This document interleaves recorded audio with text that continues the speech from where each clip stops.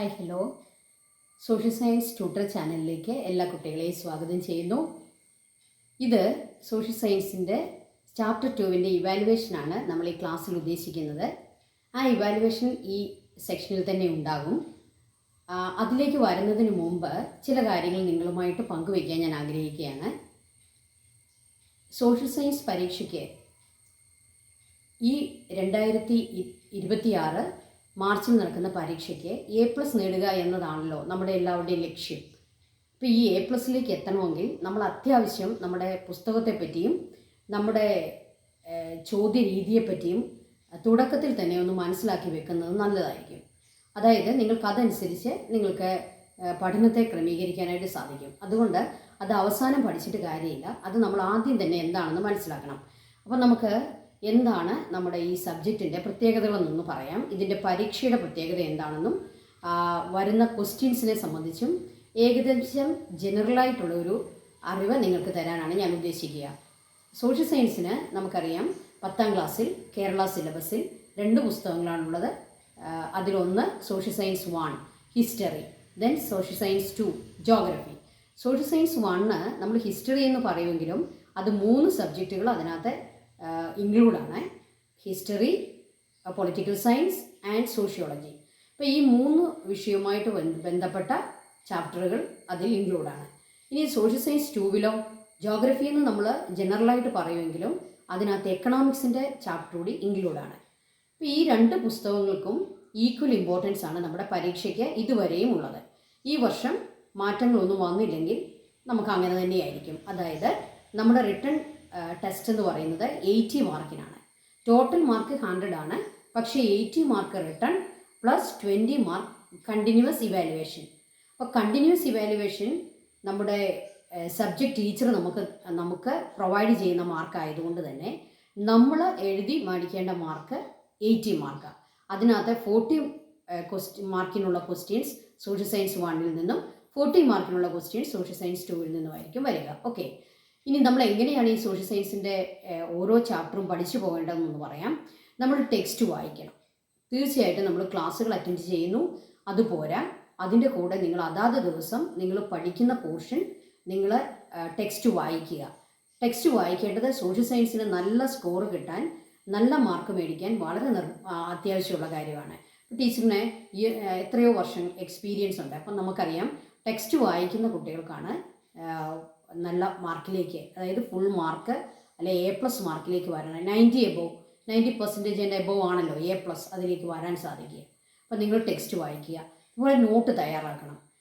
നമ്മുടെ മൊബൈലിലോ മറ്റോ നമ്മൾ നോട്ടുകൾ കണ്ടു പഠിച്ചിട്ട് കാര്യമില്ല. നമുക്ക് നോട്ട് ബുക്ക് ഉണ്ടാകണം.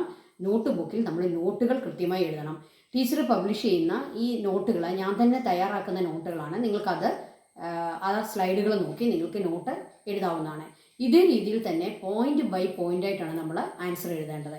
പാരഗ്രാഫ് ആൻസറിങ് ഇപ്പോൾ സോഷ്യൽ സയൻസിന് ഇല്ല, അത് നിങ്ങൾ മനസ്സിലാക്കുക. പോയിന്റ്സ് ആണ് നമ്മൾ എഴുതേണ്ടത്. ഓക്കെ, അപ്പോൾ പോയിന്റ് ആയിട്ട് എഴുതി തന്നെ നിങ്ങൾ പഠിക്കുക. ഓക്കെ, അത് വളരെ ശ്രദ്ധിച്ച് പഠിക്കുക. അപ്പോൾ നിങ്ങൾക്കൊരു സംശയം വരും, എസ് എ ചോദ്യങ്ങൾക്കും പോയിന്റ്സ് ആണോ എഴുതേണ്ടത്? യെസ്, എസ് എ ചോദ്യങ്ങളാണെങ്കിൽ പോലും നമ്മൾ പാരഗ്രാഫായിട്ടല്ല നമ്മൾ ആൻസർ ചെയ്യേണ്ടത്. ആ എസ്സേയിലുള്ള എത്ര പാർട്ട് എസ്സേക്ക് ആൻസറിൽ വരും?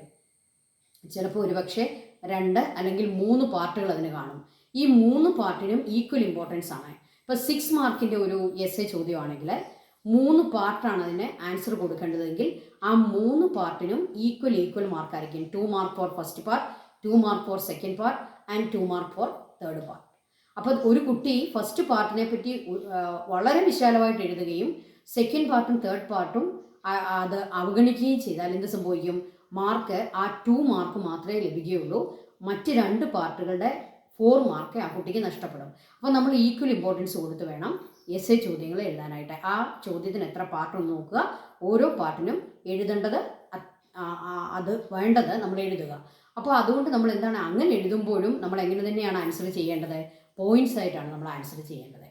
ഓക്കെ, അപ്പോൾ 4, 5, 6 സ്കോറുള്ള ക്വസ്റ്റ്യൻസിനെല്ലാം നമ്മൾ പോയിന്റ്സ് ഡീറ്റെയിൽഡ് ആയിട്ട് നമ്മൾ എഴുതേണ്ട സാഹചര്യമാണുള്ളത്. അതുപോലെ തന്നെ 1 മാർക്ക് ഓർ 2 മാർക്ക് അത് മാത്രം നമുക്ക് അതിൻ്റെ ആൻസർ മാത്രം 1 വേർഡ് അല്ലെങ്കിൽ വേർഡ് എഴുതുക, ഇനിയും 2 പോയിൻറ്റ്സ് ആണെങ്കിൽ 2 പോയിൻറ്റ്സ് മാത്രം എഴുതുക. 1 മാർക്ക് ഓർ 2 മാർക്ക്. ബാക്കി എല്ലാത്തിനും നമ്മൾ അത്യാവശ്യം എല്ലാ പോയിൻറ്റ്സും തന്നെ എഴുതാനായിട്ട് ശ്രദ്ധിക്കുക. അപ്പോൾ പോയിൻ്റായിട്ട് തന്നെ വേണം നമ്മൾ നോട്ട്ബുക്കിൽ ആൻസറുകൾ എഴുതി പഠിക്കാൻ.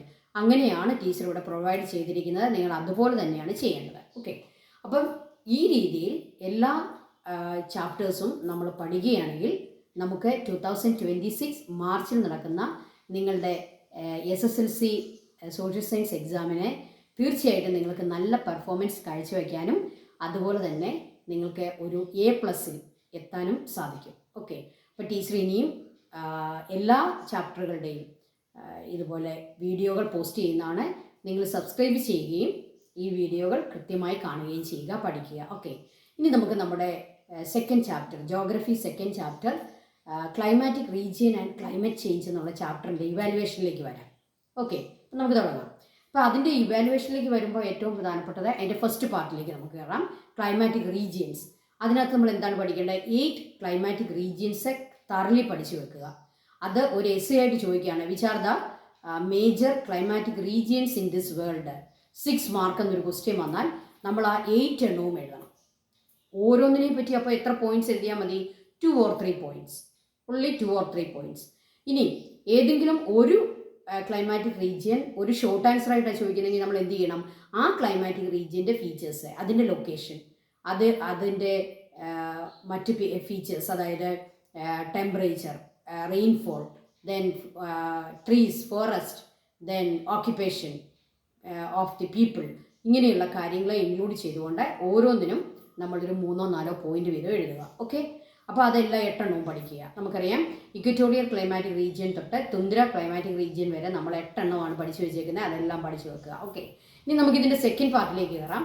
സെക്കൻഡ് പാർട്ടിൽ എന്താണ് നമ്മൾ പഠിച്ചത്? ക്ലൈമറ്റ് ചേഞ്ച് എന്നുള്ളതാണ് പഠിച്ചത്. അപ്പോൾ അവിടെ ആദ്യത്തെ ക്വസ്റ്റ്യൻ തന്നെ എന്താണ്? UN ഡെഫിനിഷനാണ്. ക്ലൈമറ്റ് ചേഞ്ചിൻ്റെ UN ഡെഫിനിഷൻ അത് അതുപോലെ അങ്ങ് പഠിച്ചു വെക്കുക. ഓക്കെ, അത് നമ്മൾ തന്നിട്ടുണ്ട് ടീച്ചർ ഈ വീഡിയോയ്ക്കകത്ത്, അതായത് നമ്മുടെ 3rd വീഡിയോയ്ക്കകത്ത് ടീച്ചർ അത് കൊടുത്തിട്ടുണ്ട്. അതുപോലെ തന്നെ പിന്നെ നമ്മൾ പഠിക്കേണ്ടത് എന്താണ്? ഇതിൻ്റെ human and natural causes for climatic change. Climatic ചേഞ്ചിന് എന്തൊക്കെയാണ് കോസസ്? അത് നാച്ചുറൽ കോസസ് ഉണ്ട്, ദെൻ ദിസ് ഹ്യൂമൻ ബീങ്സ് ഉണ്ടാക്കുന്ന കോസസ് ഉണ്ട്. അപ്പോൾ അത് രണ്ടും, ഹ്യൂമൻ നാച്ചുറൽ രണ്ടും പഠിച്ചു വെക്കുക. ഇനി ഹ്യൂമൻ ബീങ്സിൻ്റെ ആയിരിക്കും ഒരുപക്ഷെ കൂടുതൽ ചോദിക്കുക. അങ്ങനെയാണെങ്കിൽ നിങ്ങൾ ഏതൊക്കെ ഓർത്ത് വെക്കണം? Urbanisation, industrialisation, deforestation, dumping of plastic, burning of plastic, okay, cutting trees, all these are the different reasons. ഇനി എങ്ങനെ നമുക്ക് ഈ ക്ലൈമാറ്റിക് ചേഞ്ച് എന്ന് പറയുന്ന അതിൻ്റെ പ്രോബ്ലംസ് എന്തൊക്കെയാണ്? What are the problems we face because of this climatic change? നമ്മളൊരു 6 or 7 problems പറഞ്ഞിട്ടുണ്ട്. അത് നിങ്ങൾ പഠിക്കുക. അതെന്താണ്? Rising up of sea level, then melting of glacier, അങ്ങനെ പറയുന്ന കുറേ വരാവുന്ന പ്രശ്നങ്ങളൊക്കെ നമ്മൾ പഠിച്ചിട്ടുണ്ട്, പ്രോബ്ലംസ് പഠിച്ചിട്ടുണ്ട്. അത് നിങ്ങൾ കൃത്യമായിട്ട് പഠിക്കുക. അതുപോലെ തന്നെ നമ്മൾ ചില സമ്മിറ്റ് അല്ലെങ്കിൽ ചില കോൺഫറൻസസുകളെ പറ്റി പഠിച്ചു. ക്ലൈമാറ്റിക് ചേഞ്ചിനെ കൗണ്ടർ ചെയ്യാനായിട്ട് ലോകരാജ്യങ്ങൾ ചില കോൺഫറൻസുകളെ, അല്ലേ, G20 ഒക്കെ നമ്മൾ പഠിച്ചതാണ്. അപ്പോൾ അങ്ങനെയുള്ള കോൺഫറൻസുകളുടെ പേരുകൾ, അതിൻ്റെ ഇയർ, അവരെന്താണ് ഇനീഷ്യേറ്റീവ് എടുത്തെന്നൊക്കെയുള്ള ഒരു ചാർട്ട് നമ്മൾ കണ്ടതാണ്. ആ ചാർട്ടിൽ ഇമ്പോർട്ടൻ്റ് ഏതാണെന്ന് ടീച്ചർ ആ വീഡിയോയിൽ പറഞ്ഞിട്ടുണ്ട്. അത് നിങ്ങൾ പഠിക്കുക.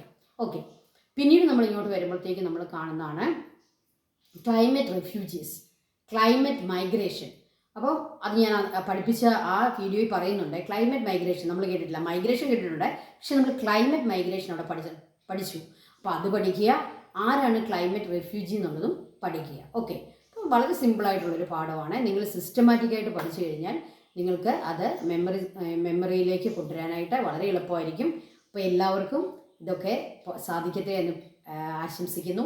ഇനി ടീച്ചറെ ഹിസ്റ്ററി പാഠങ്ങളാണ് നമ്മൾ വീഡിയോ ആയിട്ട് ക്ലാസ്സുകൾ അപ്ലോഡ് ചെയ്യാൻ പോകുന്നത്. നിങ്ങളതും കാണണം, അതും പഠിക്കണം. ഓക്കെ, അപ്പോൾ SS1 ആയിരിക്കും ഇനി നമുക്ക് വീഡിയോസ്.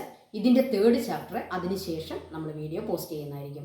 അപ്പോൾ എല്ലാവരും നമ്മുടെ ചാനൽ സബ്സ്ക്രൈബ് ചെയ്യാനും നമ്മുടെ വീഡിയോകൾ വാച്ച് ചെയ്യാനും കമൻറ്റ് ചെയ്യാനും നിങ്ങളുടെ കൂട്ടുകാർക്ക് ഷെയർ ചെയ്യാനും ടീച്ചറിനെ സഹായിക്കുക. Thank you. God bless you.